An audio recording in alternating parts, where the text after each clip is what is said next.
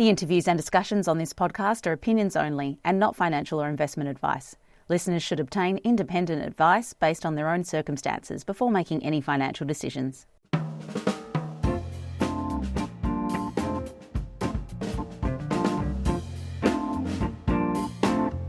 G'day, this is Barry FitzGerald, Garimpeiro columnist for Stockhead. Welcome to another edition of the Explorers podcast. Today we've got one that's created a bit of buzz recently. It's Caprice Resources. The code is CRS. Was trading at 2.3 cents at the start of the year, and it's motoring on up to 5.7 cents today, giving it a market cap of $28 million.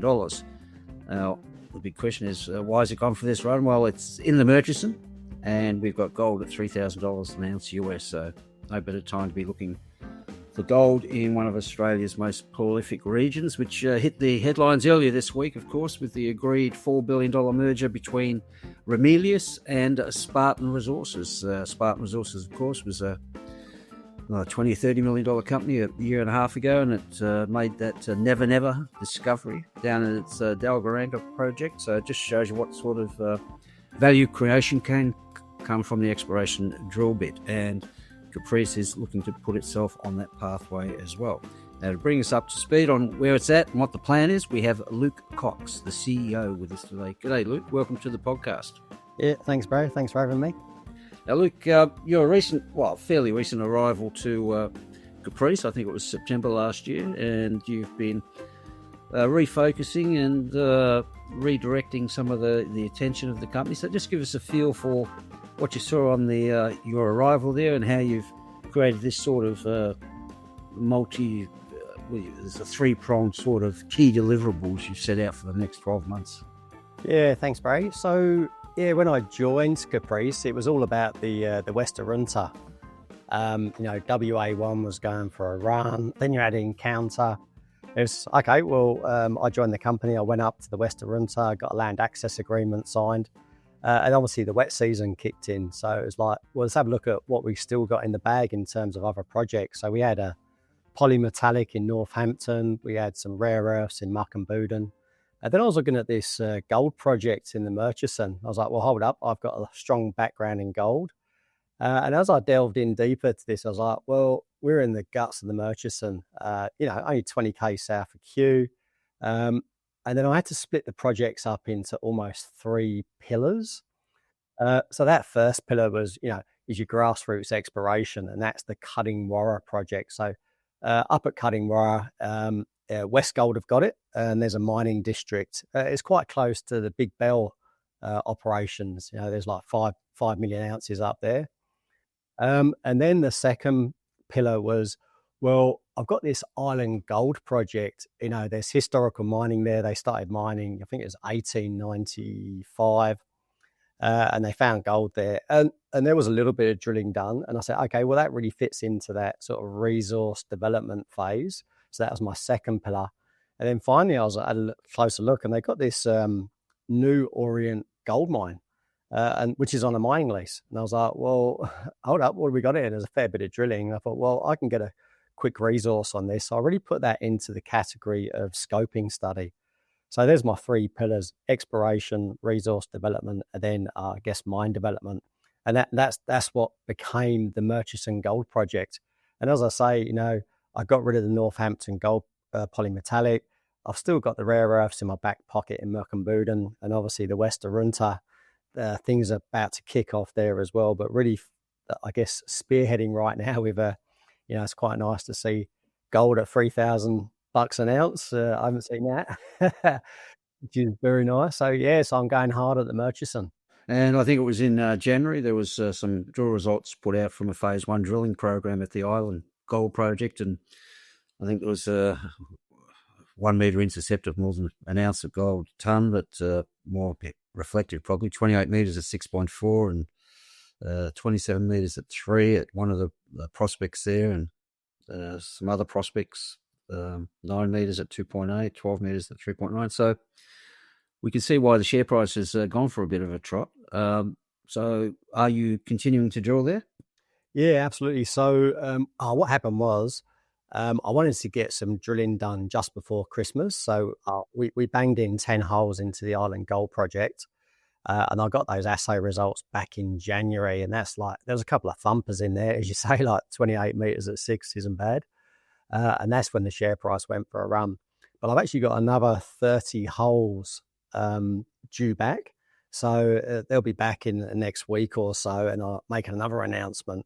But what happened was, we packed up for Christmas, and then I got the drill rig back. We're using Top Drill. Top Drill got rigs all over the Murchison. So I've got, the Great Northern Highway actually runs through the western side of our tenement. So whenever there's a rig driving up and down the Great Northern Highway, just one will pop in and do whatever drilling we need, and then it will continue its journey north or south. So it works quite well for us. But yeah, we just after Christmas we got the rigs back. We never had the assays. That was the thing. So we continued with our drill program and dropped another 30 holes. But then halfway through the program, we got that 28 meters at 6 came back. So I was like, right, well, we need to head back up there and reorganize some of these holes and go along strike and deeper. So they're the holes, the 30 holes that we're due back in the next week or 2 weeks. So quite keen to see those. I did see a short video you did recently, kicking some rocks up there, and it was all about the banded iron formation. And once you see the quartz, well, there's a pretty good chance you've got gold. So just tell us a bit about the geology of iron gold. Yeah, so if you're looking for some synergies, we're identical geology to Hill 50. So what it is, it's banded iron formations that run north-south. We sit in a projects area that's it's 1,000 meters wide and it's 5,000 meters long. And within that package, exposed at surface are 10 iron formations that poke its head north-south out of the bedrock. Now, what's happened is what you're looking for is cross-cutting structures. So this isn't like a new news. Like, this is well known for the area. So if you look to the north of us, you've got Comet. There's 1 million ounces. If you look directly to the south of us, you've got Break a Day. There's another 1 million ounces. And we all sit on these cross-cutting structures that run northeast, southwest. And what they've done, when they've intersected the banded iron formation, they've created a fracture, and inside that fracture is where the gold starts. The fluids come up, they find the fracture, they drop out, and then that's where you get the gold formations. Just like my analogy is when you break a leg and you have an X-ray. Well, wherever the break is where you're finding the gold. So we started mapping up there just before Christmas. We saw quartz reefs at surface, but there's a whole heap of historical workings, very shallow. So we went, I've got a couple of geos up there. We went along, we started mapping the plunge, dip and orientation of these reefs. And that's how we planned the holes. So, there was a little bit of science when we hit that 28 meters at 6.4. We did hit it bang on, which is quite good. But there's these quartz reefs or breaks all the way through this package, which is about 1,000 meters wide and 5,000 meters long. And that's what we're targeting right now. So there's we're chasing up old targets that we drilled before Christmas, but we got a whole heap of new targets as well, all the way through the package. So it's like a kid in a sweet shop. Absolutely. So you're pretty confident about the potential to repeat these sort of results along strike? Yeah, and that's what I guess what you alluded to, that we're drilling these breaks. When you see the RC chips come up and you see quartz within the banded iron formation, at the moment it's 100% hit ratio. So every time we see the quartz, we're getting the gold. So that's a quite a nice situation to be in. You see, we're not really guessing the grade. We're just sort of we know there's going to be gold in it at this point, and it just enables us to to reorientate where the rig's going to drill next and drop another couple of holes. But as I say, we've got another 30 holes coming back, so I'll be really interested to see the grades on those, because we are seeing the quartz. And as I say, we dropped. We hit quite a few of these breaks, and we've seen see the break. You see historical workings. So the old timers are pretty good. They knew what they were chasing. Yeah, for sure. Okay, now you mentioned Break of Day, which was originally a Musgrave Minerals project. I think they found about 1 million ounces, taken over by Ramelius in 2023 for 200 million. That's about 12 kilometres south. So is there any analogues with that?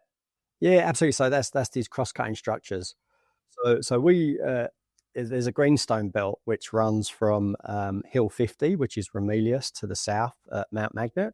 If you travel north, then you hit Break of Day, which was the old Musgrave ground. Then you hit our ground, and then you start to swing off to the northeast, and you hit it's called mainland, and then you hit Comet. Now Comet's you're starting to get in as you head north. You get into the Westgold territory, so it's quite funny. Everything to the south of us is Ramelius, and everything to the north of us is Westgold. So they've got their territory, but we sit right in the middle. But saying that, if you ever go on to MTO Mineral Titles online, have a look. We're completely surrounded by Ramelius. Okay. It seems, given the historic production you mentioned there of 55,000 ounces at about an ounce and a half a tonne, why hasn't it been drilled in previous gold booms? Yeah, I don't know. I think there was some historical workings. I think people went in there, and if they didn't think they were going to hit a million ounces on day one, I think they just sort of moved on. And I was sort of looking at the gold price because I thought, if I'm coming on this chat, I thought when I joined the gold industry back in 2000, the gold price was sitting at $300 an ounce, and obviously 10 times higher now. So maybe you had to hit something fairly significant or move on. But now the gold is so high, gee, you almost mine anything. Yeah, okay. So moving south, up into that Westgold sort of territory, Big Bell, Great Fingal, Tuckabianna, you've got Cutting Warra near Kew. That's considered more of an exploration project. What, because of cover or? Yeah, well, when I initially picked up these projects and started running with them, that's actually grassroots exploration. Everyone said to me, "Oh, look, it's full of cover." And I straight away I went on to Google Earth, and it does look like it's all cover. But when I went up there with the geos start kicking rocks, we started mapping the area. That's not the case at all. What you do have cover around the peripheral edges, but you got these raised areas, and those raised areas were exposing the greenstone belt, exactly identical to what runs parallel to us, which is the Cutting Warra mining district. And then you have these northeast cross-cutting structures that not only run through our grounds, then because we run parallel with Westgold, they run onto their ground, and that's where they got their gold mine. So there's quite a few synergies there that, maybe we've got to drop a couple of deep holes through some of these channels, and that's where the gold is. Because, essentially, weathering will chase the least line of resistance, and that's generally where you get these structures. So I've got a couple of good board members on our team here at Caprice, and they were like, "Luke, you need to go back at Cutting Warra, have a deep look at that, because you've got the greenstone belts." We did map quartz reefs that run from our ground into Westgold, and we saw visible gold as well. So we know the system's active. We know there's gold in there. Now it's trying to build that critical mass and see the size of the prize for Cutting Warra. So yeah, we will be going back in there with the rigs. I've already got the POWs done. Got drill companies lined up, ready to go. So yeah, watch out for Cutting Warra. Well, there you go. Okay, back down to New Orient, which is the I think you're promising a mineral resource estimate before long. Yeah, so I've already got that modelled up. There's way more to come out of that. I don't want to go, half cocked with an early resource when I know I've got more drilling and more resources to add to that. So we modelled that up. It's actually showing that the gold is plunging to the south, where everywhere else it's plunging to the north, which is really interesting. So after we got that modelled, we went back out there, and the resource geo was like, "Look, you need to head out. There's some sediment cover to the south. Go out in there and just see if you can dig around and see if there's any quartz reefs exposed or just poking their head through the sediment." So I went out there, and there it was. There was the quartz reefs. So I was like, "Oh, hold up." We need to plonk a rig on that as well. So I will have to get a specialised rig with wider tracks, so we can go out there and start drilling holes into the southern end of New Orient gold mine. I mean, we did have 24 meters at 6.8 on that area, so I'm going to extend that to the south as well. But as I say, these banded iron formations run north-south for 5 kilometers. So everywhere I've seen the banded iron formation come up, you're seeing the quartz reefs at New Orient. Obviously, we've hit it at Vadran's Hill, another 28 meters at 6.4. And then you head south, and there's some workings there. One's called Chicago, Shamrock, Ironclad. You can see where the old timers had to poke around the surface, but they were only interested in the ounce dirt. Whereas today's mining, you wouldn't mine ounce dirt. You're going to go in there, you're going to open pit this thing and open it right up. And I guess a good analogy on that is when I was at the RIU conference, a couple of geos from Comet. Now, the Comet gold mine is directly north of us. There's 1 million ounces there. And they're saying, Luke, you're onto this. Just continue what you're doing.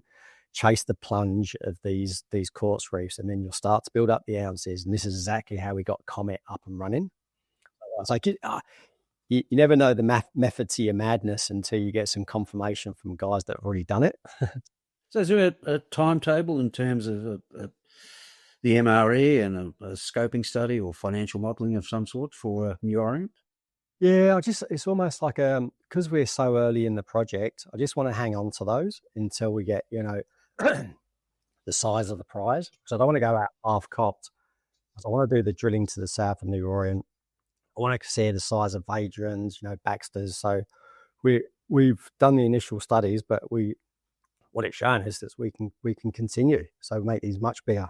Obviously, you're in a region where you find 1 million ounces. There's development options with the third-party mills in the region, or you get something bigger, you might even do a standalone. So, yeah, I mean, so I've obviously thought about that because we've got that Great Northern Highway like running down the western side of our tenement. If I head south, I can send it into Checkers Mill, which is Ramelius, and don't forget Ramelius surround us. But then just to the north of us, you got Tuckabianna, and they're all looking out for dirt. And it was quite interesting. I saw there was an article. They talk about, now they're potentially joining forces with Spartan.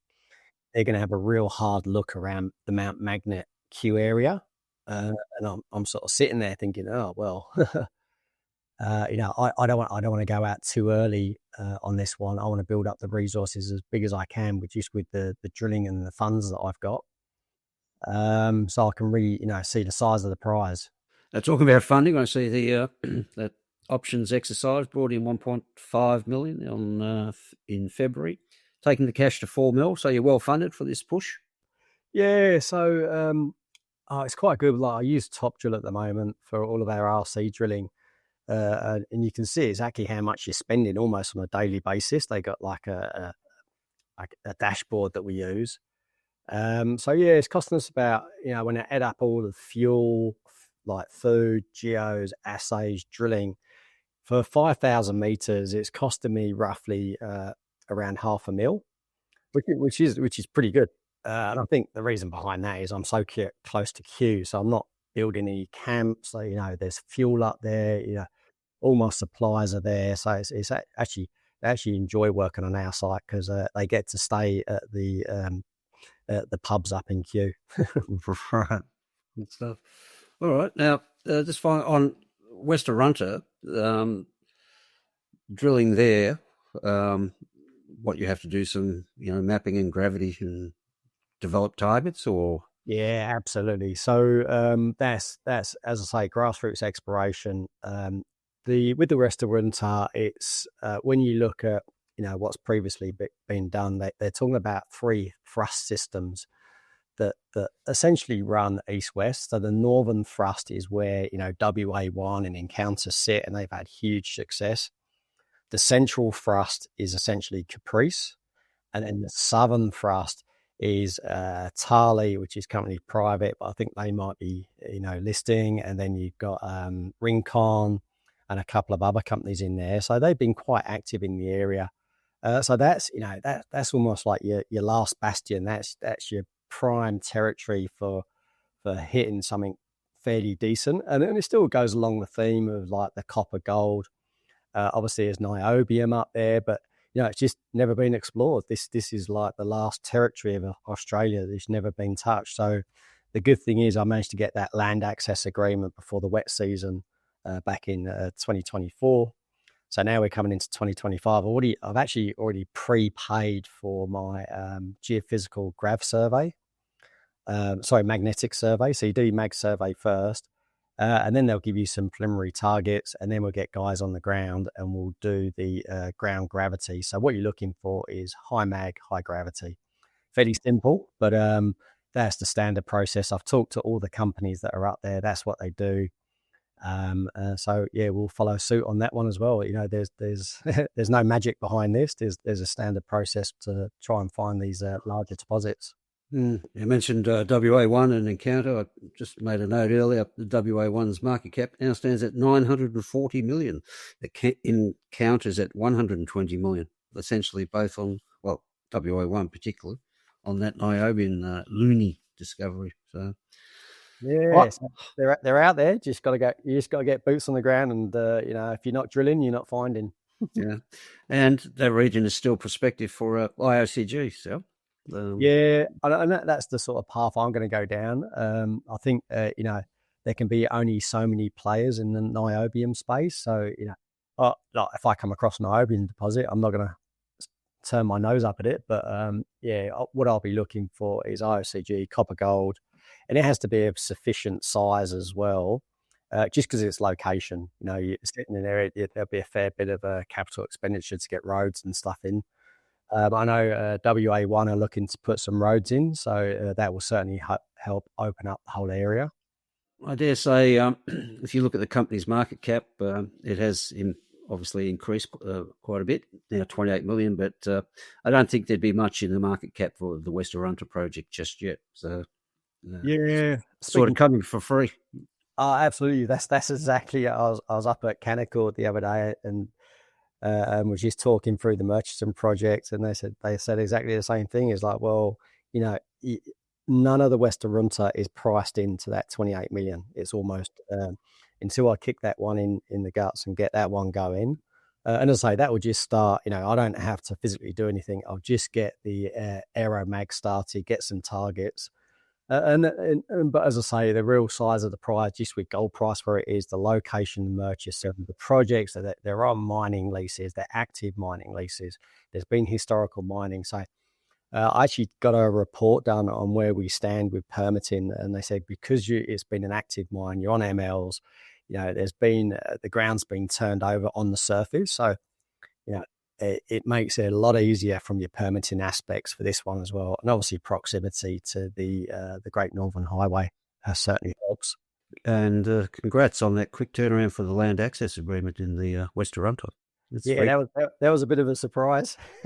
Very quick. I think everyone said to me, they said, "Oh, mate, that's going to take you a year or 2 years to get that one turned over," because there's one time. I think it's only one time in the year that you can get that done. And then the board said, "Oh, Luke, you got to head up in September to get this land access agreement." I said, "Oh, mate, that's my 50th birthday." They said, "Yeah, well, you have to celebrate later." So on my 50th birthday, my present was a land access agreement to the West Arunta. Well done. All right, Luke.